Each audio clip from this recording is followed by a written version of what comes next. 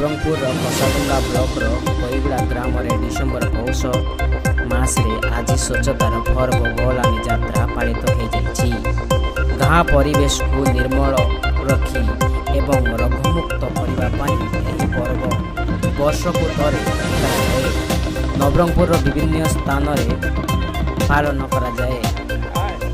गह पूजन पर्व दिहाली पूर्वर आदिवासी अंचल हेउतिबा हेई पर्व को महलाणी रथयात्रा बोली कुहाଯାଏ।